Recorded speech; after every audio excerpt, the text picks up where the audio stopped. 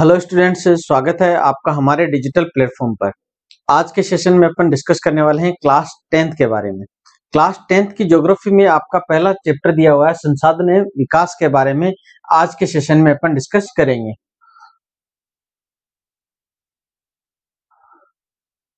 सबसे पहले तो अपन देखते हैं कि जो संसाधन है उसकी परिभाषा के बारे में कि संसाधन अपन कहते किसे हैं। परिभाषा की अगर अपन बात करते हैं तो अपन देखते हैं कि संसाधन हमारे पर्यावरण में उपलब्ध प्रत्येक वस्तु जो हमारी आवश्यकताओं को पूरा करने में प्रयुक्त की जा सकती है और जिसको बनाने के लिए प्रौद्योगिकी उपलब्ध है, जो आर्थिक रूप से संभाव्य और सांस्कृतिक रूप से मान्य है, एक संसाधन कहलाता है। मतलब साधारण शब्दों में अगर अपन बात करें तो यहाँ पर यह कहा गया है कि हमारा जो पर्यावरण है, जिस पर्यावरण में हम रहते हैं, वहां पर उपलब्ध प्रत्येक वस्तु जो हमारी आवश्यकताओं को पूरा करे, जो हमारी आवश्यकताओं को पूर्ण करने में काम ली जाती हो, उन्हें अपन क्या कहते हैं, मोटे तौर पर संसाधन कहते हैं, जिनको बनाने में प्रौद्योगिकी का इस्तेमाल भी किया गया हो। जैसे फैन चल रहा है, फैन क्या हो गया, अपनी आवश्यकता की पूर्ति कर रहा है। ये बोर्ड है, ये भी अपनी आवश्यकता की पूर्ति कर रहा है। ये पेन है, इनमें सब में किसी ना किसी प्रौद्योगिकी का इस्तेमाल किया गया है और ये अपनी आवश्यकताओं की पूर्ति कर रहे हैं। यानी अपने पर्यावरण में अपन चारों तरफ किसी भी वस्तु का उदाहरण ये देख सकते हैं। जैसे वॉच है तो ये भी क्या आ गया, एक संसाधन आ गया। तो उनको अपन क्या कह सकते हैं, संसाधन कह सकते हैं। ये किसी भी प्रकार में हो सकते हैं कि संभाव्य भी हो सकते हैं या फिर सांस्कृतिक रूप से भी मान्य हो सकते हैं। तो उन्हें अपन संसाधनों की श्रेणी में रखते हैं। जबकि मानव है वो क्या करता है, अपना जो भौतिक पर्यावरण है, इस भौतिक पर्यावरण में एक प्रौद्योगिकी का निर्माण करता है। इन्हीं प्रौद्योगिकी से फिर वो एक संस्था का निर्माण करता है और यही संस्थाएं हैं वो क्या बनाती हैं, अपने उपयोग में लिए जाने वाले संसाधनों का निर्माण करती हैं। तो इस प्रकार यहाँ पर यह बताया गया कि संसाधन है वो किस प्रकार से अपने उपयोग में आते हैं और संसाधन है वो अपन कहते किसे हैं। संसाधन होते हैं उनकी अगर अपन बात करें तो ये प्रकृति के द्वारा उपलब्ध हैं अपने को, और ये मनुष्य को एक उपहार के रूप में मिले हैं। उपहार के रूप में मिले हैं उसी प्रकार से, जिस प्रकार से अपन किसी से गिफ्ट लेते हैं, उसी प्रकार से प्रकृति ने मनुष्य को उपहार के रूप में इन संसाधनों को दिया है। लेकिन मनुष्य ने उनका उपहार के रूप में, अपने को कोई चीज मिलती है तो उसकी अपन उतनी कदर नहीं करते हैं। तो मनुष्य भी क्या करने लगा है, यहाँ पर इनका दुरुपयोग करने लगा है। इसके बाद में अपन देखते हैं कि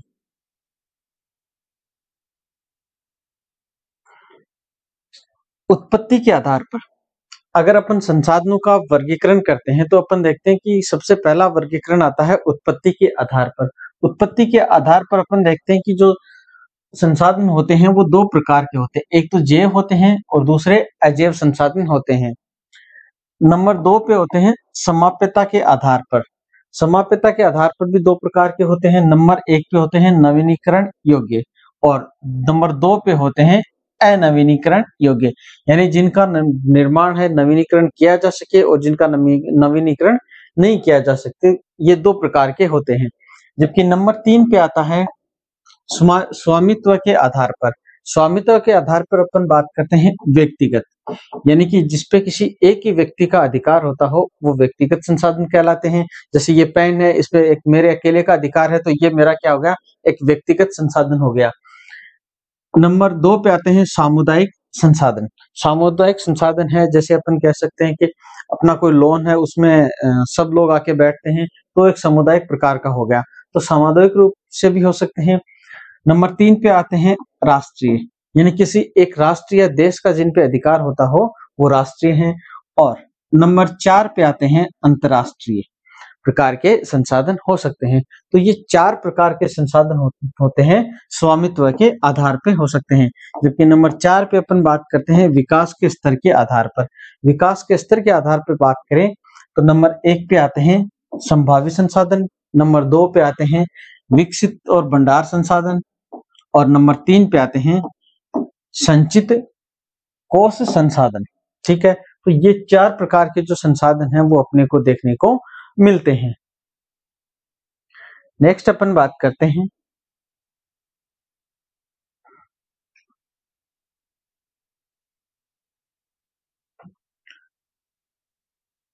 संसाधनों के प्रकार की। ये एक इंडेक्स है, इसके माध्यम से आपको यहाँ पे बताया गया है फर्स्ट चैप्टर में कि संसाधन है वो किस प्रकार के होते हैं। तो नंबर 1 पे आते हैं प्राकृतिक संसाधन, और नंबर 2 पे मुख्य रूप से होते हैं मानवीय संसाधन। ठीक है, प्राकृतिक संसाधनों की अगर अपन बात करें तो प्राकृतिक संसाधनों को फिर से अपन दो भागों में विभाजित करते हैं। ऐसे संसाधन जो जिनका नवीनीकरण किया जा सके, और ऐसे संसाधन जिनका नवीनीकरण नहीं किया जा सके, यानी अनवीकरणीय योग्य संसाधन। अनवीकरणीय योग्य संसाधन है वो दो प्रकार के होते हैं। एक तो किस प्रकार के, पुनः चक्रीय, जिनको पुनः अपन चक्रीय रूप से रिसाइकल कर सकते हैं। जैसे एग्जाम्पल के रूप में अपन देखते हैं कोई भी धातु होती है, जैसे लोहा होता है, ठीक है, उसको पुनः रिसाइकिल करके अपन काम में ले सकते हैं। जैसे अपन कबाड़ी वाला आता है, उसको जो पुराना घर का लोहा होता है वो अपन बेच देते हैं। तो यहाँ पर लोहा है वो चक्रीय संसाधनों की श्रेणी में आता है। जबकि अचक्रीय संसाधनों की अगर अपन बात करें, जैसे अपने जो जीवाश्म ईंधन है वो सारे के सारे अचक्रीय संसाधनों की श्रेणी में आते हैं। जीवाश्म ईंधन की अगर अपन बात करें तो अपना कोयला, कोयले को एक बार उपयोग में लेने के बाद दोबारा उपयोग उसका नहीं लिया जा सकता, तो कोयला आ गया अपना जीवाश्म संसाधन में। पेट्रोलियम,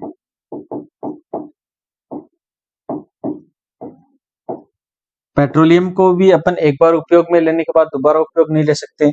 नंबर 3 पे आ गया गैस। तो ये जो जितने भी जीवाश्म संसाधन हैं इनको अपन किस श्रेणी में रखते हैं, अचक्रीय श्रेणी में रखते हैं। इसके बाद में नवीकरण योग्य संसाधनों की अगर अपन बात करते हैं तो ये मुख्य रूप से दो प्रकार के होते हैं।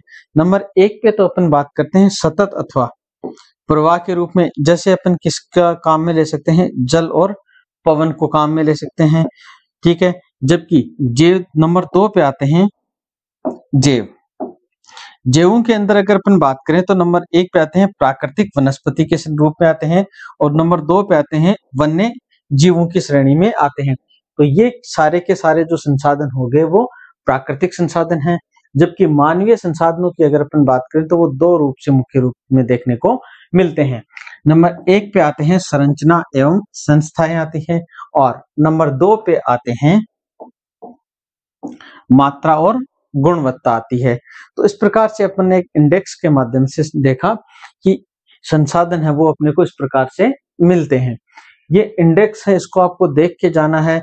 अगला क्वेश्चन पूछ सकता है, छोटे वाले जो क्वेश्चन आते हैं उनमें पूछ सकता है कि जीवाश्म ईंधन कौन से हैं या कौन से नहीं है। ठीक है, तो जीवाश्म 3 है, कोयला, पेट्रोलियम और गैस है। इनको अपन जीवाश्म की ईंधन की श्रेणी में रखते हैं।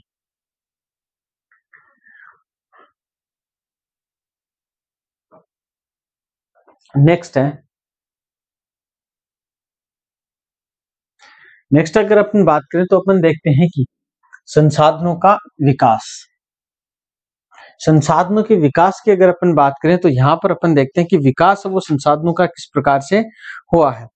मनुष्य के जीवन यापन करने के लिए अति आवश्यक है। संसाधन क्या है, मनुष्य का जीवन यापन करने के लिए अति आवश्यक संसाधनों के रूप में माना गया है। मनुष्य के इसकी गुणवत्ता का भी ध्यान में रखना चाहिए, यानी संसाधनों की गुणवत्ता का ध्यान अवश्य रखना चाहिए। बिना गुणवत्ता का ध्यान रखे वो संसाधनों का उपयोग नहीं करना चाहिए।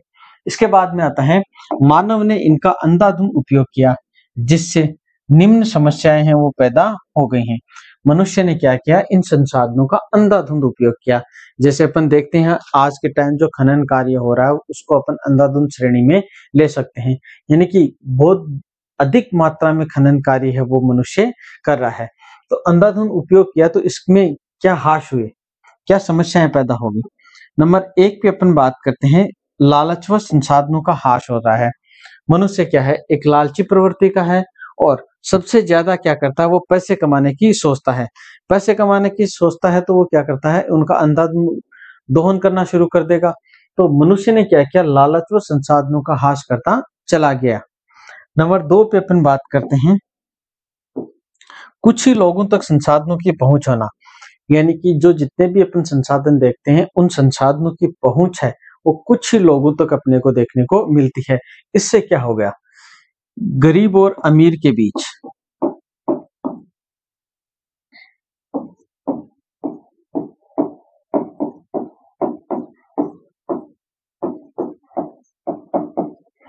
एक खाई है वो बनती चली गई। यानी अपना जो समाज है, इस समाज में अपन देखते हैं कि कुछ व्यक्तियों के पास में बहुत ज्यादा पैसा आ गया तो वो अमीर के अमीर ही होते चले गए, गरीब है वो और गरीब होता जा रहा है। इसका मुख्य कारण क्या है कि संसाधन है उनकी जो पहुंच है वो कुछ ही लोगों तक अपने को देखने को मिलती है। नंबर 3 पे अपन बात करते हैं संसाधनों का अंधाधुंध शोषण। यानी कि संसाधन है उनको अपन अंधाधुंध दोहन करते जा रहे हैं। यानी कि ये नहीं देख रहे कि आने वाली जो पीढ़ियां हैं वो किसको काम मिलेंगी, और सारा का सारा जो जितना भी खनन करना है वो अपने को ही करना है, तो इसलिए वो अंधाधुंध इनका शोषण करना शुरू कर देता है। इंपॉर्टेंट चीज आती है, यहाँ से क्वेश्चन आने की संभावना भी रहती है आपके